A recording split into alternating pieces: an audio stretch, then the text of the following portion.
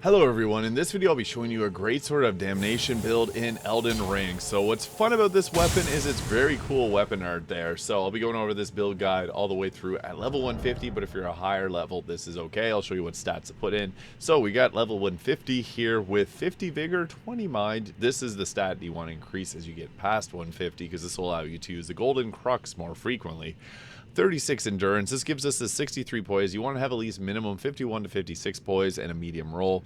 60 strength, which is going to increase the amount of damage that we're dealing with this weapon, as it has a little bit higher scaling on strength, but you can put more points into faith.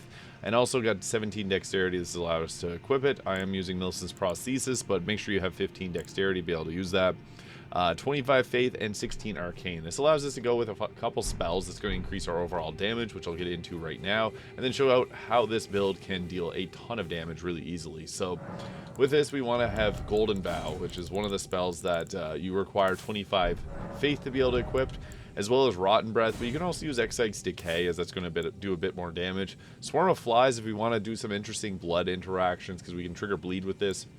We don't need Blood Flame Blade, but I like to have that on just in case. And then Flame Grant Me Strength is going to increase the overall damage. So the typical way we want to go through our buffs is we want to start with Golden Bow and then hit Flame Grant Me Strength.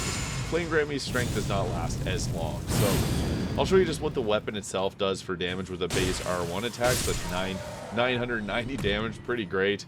And then for a charge attack it's 1800. Then non-charge R2 attack is 1300. So quite a bit of damage. This scales very well off of the strength. It does more damage than Maliketh's Black Blade, which is pretty crazy because it has holy damage, but a really good amount of physical damage as well. So we could go with the White Mask and the Lord of Blood's Exaltation, increase our damage by 30% after we trigger our Swarm of Flies. That could be a pretty decent way to go about getting an increase to your damage overall.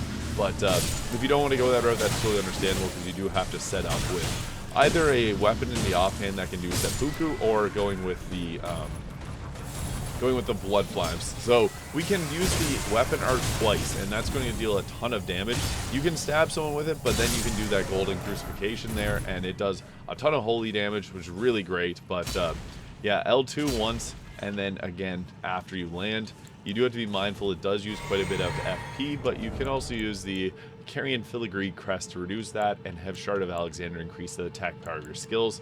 So all these work together pretty well to give you a ton of damage. But yeah, what's nice about this is it hits like a tank, and it has that really cool area of effect spell. So this is kind of like, this is honestly like a Maliketh's Black Blade. You do a huge area of effect damage, but it doesn't have the damage over time. And it is a great sword instead of a colossal sword, so it does have a little bit less weight to it, so you can equip different weapons alongside it. But the most fun part about this is using that weapon or sending people flying up in the air. So you feel like the final boss using this weapon. That's my favorite thing about it. So even just the regular attack, it can take enemies out. So you sometimes don't even have to continue it with the follow-up attack, but it does a pretty good damage. Like that was through a shield, and it did a good amount there. It's nice to charge up and do heavy attacks with this because you can get a really nice attack there that you thrust with. So it can give you some extra range whenever you're fighting. I'll try to pull that off there again.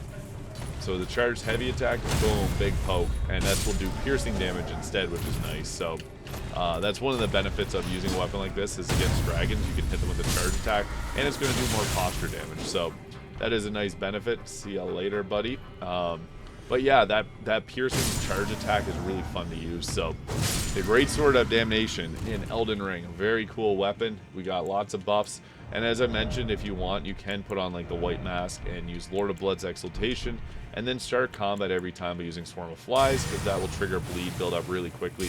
You can cast it once or twice, but even just once, you can see there we triggered the blood loss build up, and then with the Lord of Blood's Exaltation alongside the White Mask, you get 30% more damage. So that can be quite considerable when you're not using a bleed weapon. But yeah, thank you so much for watching. If you found this video useful, please hit the subscribe button below. Thank you so much for watching. I'll see y'all in the next one.